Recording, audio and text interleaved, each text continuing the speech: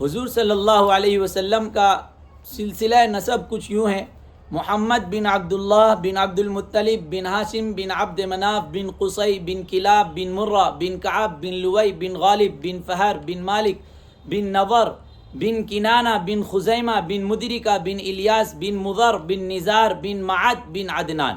یہ حضور صلی اللہ علیہ وسلم کے آباء و اجداد کے نام ہیں۔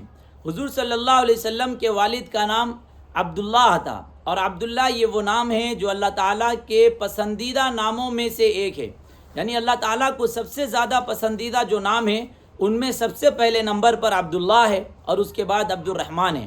تو آپ صلی اللہ علیہ وسلم کے والد کا نام عبداللہ تھا، اور آپ صلی اللہ علیہ وسلم کی والدہ کا نام آمینہ تھا، اور عبداللہ نے آمینہ سے نکاح کیا تھا، اور آمینہ یہ قبیلہ بنو زہرہ کی تھی، اور ان کا سلسلہ نسب یہ ہے: آمینہ بنت وہب اور بن کلاب اور بن زہرہ۔ تو یہ حضرت آمینہ رضی اللہ تعالی عنہ کا سلسلہ نسب ہے۔ حضور صلی اللہ علیہ وسلم کے والد ایک تجارت کے سفر میں شام کی طرف جاتے ہیں، اور راستے میں ان کی طبیعت بگڑ جاتی ہے، اور پھر وہ مدینے میں ہی رک جاتے ہیں، جو اس وقت اس کا نام یثرب تھا، اور قبیلے والے آگے چلے جاتے ہیں، اور جب قبیلے والے سفر سے واپس آتے ہیں تو حضرت عبد المطلب حضرت عبداللہ کے سلسلے میں سوال کرتے ہیں کہ میرا بیٹا کہاں ہے؟ تو قافلے والوں نے کہا کہ آپ کے بیٹے کی طبیعت خراب ہو گئی تھی اور وہ مدینے میں ہی رک گئے ہیں۔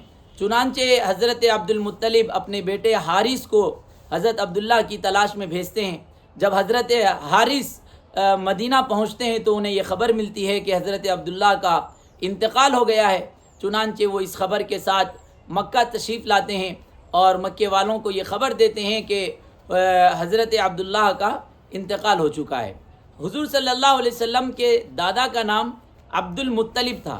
عبد المطلب کا جو اصل نام ہے وہ اصل نام شیبہ تھا، چونکہ ان کی پیدائش کے وقت ان کے سر کا ایک بال سفید تھا، جس کی وجہ سے ان کا نام شیبہ پڑ گیا تھا۔ اور چونکہ یہ مدینے میں اپنی والدہ کے ساتھ پرورش پا رہے تھے، اور ان کے چچا جو مکے میں تھے انہوں نے مدینے سے ان کو مکہ لایا تھا۔ تو جب مکہ آ رہے تھے عبد المطلب، تو عبد المطلب مطلب یعنی ان کے جو چچا تھے ان کا نام تھا مطلب، مطلب کے پیچھے وہ بیٹھے ہوئے تھے، اور جب مکے میں پہنچے تو راستے کے گرد و غبار کی وجہ سے، اور راستے میں چونکہ اونٹ وغیرہ پر سفر کیا جاتا تھا جس کی وجہ سے کپڑے وغیرہ میلے کچیلے ہو جاتے تھے، تو شیبہ یعنی عبد المطلب کے کپڑے بھی میلے کچیلے ہو گئے تھے، جس کی وجہ سے ایک غلام جیسی کیفیت ان کی بن گئی تھی۔ تو مطلب نے یہ سمجھا کہ اگر میں ان کو اپنا بھتیجا کہوں گا تو قبیلے میں میری ہنسی ہو جائے گی اور قبیلے والے مذاق اڑائیں گے، اس لیے انہوں نے کہا کہ یہ میرا غلام ہے۔ تو اسی وجہ سے جو مکے والے تھے انہوں نے شیبہ کو عبد المطلب کہا، یعنی مطلب کا غلام، تو اس وجہ سے ان کا نام عبد المطلب پڑ گیا۔ چنانچہ شیبہ کو یعنی عبد المطلب کو مکے لانے کے بعد ان کو نہایا گیا اور ان کو نئے کپڑے پہنائے گئے۔ اس کے بعد مطلب نے یہ اعلان کیا کہ یہ میرا بھتیجا ہے اور میرے بھائی عبداللہ کا یہ بیٹا ہے۔ تو اس کے بعد نام سے وہ زیادہ مشہور نہیں ہوئے، اور اپنے لقب ہی کے ذریعے زیادہ مشہور ہوئے، یعنی عبد المطلب کے ذریعے مشہور ہوئے۔ عبد المطلب کو مکے کے اندر بڑی سرداری حاصل تھی، اور قریش کے اندر وہ سب سے زیادہ حسین و جمیل تھے اور سب سے زیادہ بہادر تھے، اور اسی وجہ سے تمام قریش جو ہے ان کو اپنا سردار مانا کرتے تھے۔ عبد المطلب ہی ہے جنہوں نے کنویں زمزم کا جو کنواں ہے اس کنویں کی دوبارہ تلاش کی۔ حضرت عبد المطلب ایک موقع پر بیت اللہ کے اندر آرام کر رہے تھے، سو رہے تھے، کہ خواب میں انہوں نے دیکھا کہ ایک شخص ان کے خواب میں آتا ہے اور وہ یہ کہتا ہے کہ احفر برتا، برہ کو کھودو۔ تو عبد المطلب نے پوچھا وما برتا ومل برہ، تو وہ خواب میں جو شخص تھا وہ واپس چلا جاتا ہے۔ پھر دوسرے دن اسی جگہ پر عبد المطلب آرام کر رہے تھے، سو رہے تھے، خواب میں دیکھتے ہیں کہ ایک شخص آتا ہے، وہ کہتا ہے احفر مظنونتا۔ تو عبد المطلب پوچھتے ہیں کہ ومل مظنونہ، پھر وہ شخص چلا جاتا ہے۔ تیسرے دن اسی طرح اس جگہ پر آرام کر رہے ہوتے ہیں تو وہ شخص آتا ہے خواب کے اندر، اور خواب کے اندر آ کر یہ کہتا ہے احفر طیبتا۔ تو عبد المطلب یہ سوال کرتے ہیں ومت طیبہ، تو اس دن بھی وہ شخص جو ہے واپس چلا جاتا ہے۔ چوتھے دن جب آپ وہاں پر آرام کر رہے ہوتے ہیں تو تو چوتھے دن بھی وہی شخص خواب میں آتا ہے اور آ کر یہ کہتا ہے احفر زمزمہ. حضرت عبد المطلب پوچھتے ہیں وما زمزمہ؟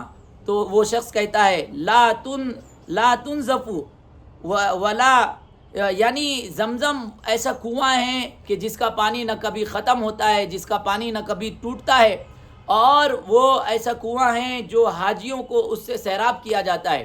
تو جب حضرت عبد المطلب نے خواب میں یہ دیکھا تو صبح اٹھنے کے بعد انہوں نے زمزم کے کنویں کو کھودنے کا اور اس کی تلاش کرنے کا انہوں نے ارادہ کر لیا، اور خواب کے اندر عبد المطلب کو اس کے آثار اور اس کی جگہ بتلا دی گئی تھی. اصل میں واقعہ کچھ یوں ہوا تھا کہ حضرت اسماعیل علیہ السلام کے زمانے میں جب ان کے ایڑی کے لگڑنے کی وجہ سے اللہ تعالیٰ نے زمزم کے کنویں کو جاری فرمایا تھا، تو اس زمانے سے یہ کنواں جاری ہی تھا. اور حضرت اسماعیل علیہ السلام کے انتقال کے بعد حضرت اسماعیل علیہ السلام نے یہ وصیت کی کہ بیت اللہ کی جو متولی جو ہوں گے بیت اللہ کے، وہ ان کے بیٹے قیدار ہوں گے. چنانچہ قیدار کو بیت اللہ کی تمام انتظامات ان کے سپرد کر دیے گئے. لیکن آگے چل کر حضرت اسماعیل علیہ السلام کی اولاد میں اور ایک دوسرے قبیلے میں جو حضرت اسماعیل علیہ السلام کا سسرالی قبیلہ تھا، ان قبیلوں میں لڑائی شروع ہو گئی بنو جرہم کے اندر. تو بنو جرہم والے جو ہے وہ جیت جاتے ہیں اور قیدار والے یہ ہار جاتے ہیں. چنانچہ مکے کی سرداری ان کے ہاتھ آ جاتی ہے.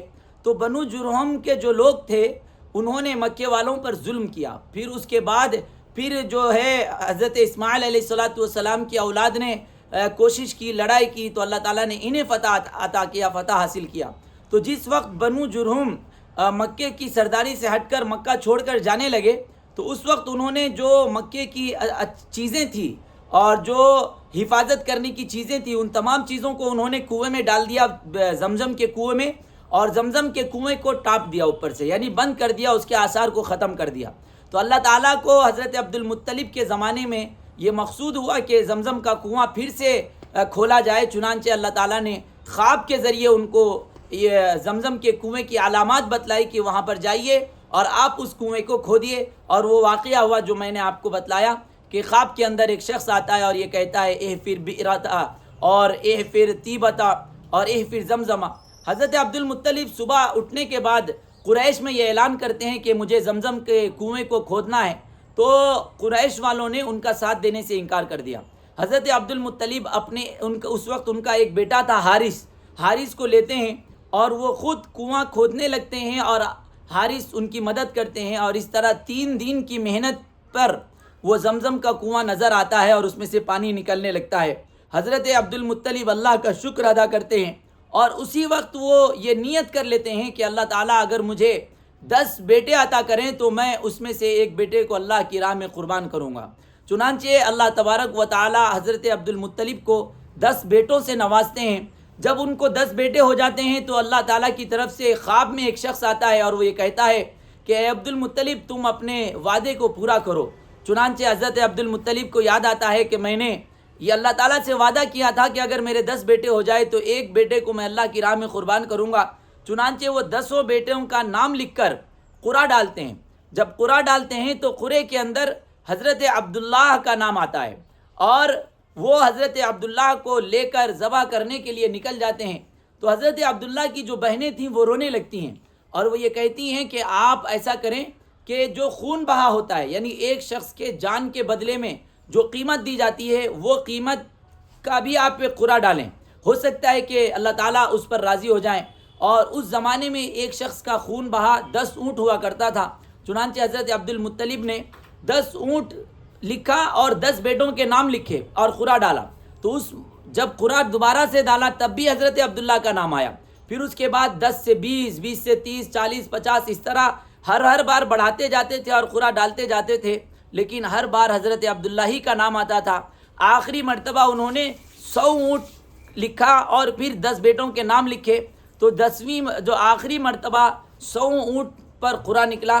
چنانچہ حضرت عبداللہ کے بدلے میں 100 اونٹ قربان کیے گئے. چنانچہ حضرت عبد المطلب کے زمانے سے ہی یہ جو ایک آدمی کا خون بہا ہے وہ 100 اونٹ ہے. کہ اگر کوئی شخص قتل کر دیا جائے اور عدالت اس کے جو قاتل ہے قاتل کے بدلے میں اگر اس کا خون بہا لیا جائے گا تو 100 اونٹ یا اس کی قیمت لی جائے گی. یہ حضرت عبد المطلب کے زمانے سے یہ واقعہ چل پڑا. تو چنانچہ حضرت عبداللہ اس طرح بچ جاتے ہیں اور حضرت عبداللہ کی جان کے بدلے میں 100 اونٹ قربان کر دیا جاتا ہے. تو یہ حضرت عبد المطلب کا کچھ پس منظر تھا. عبد المطلب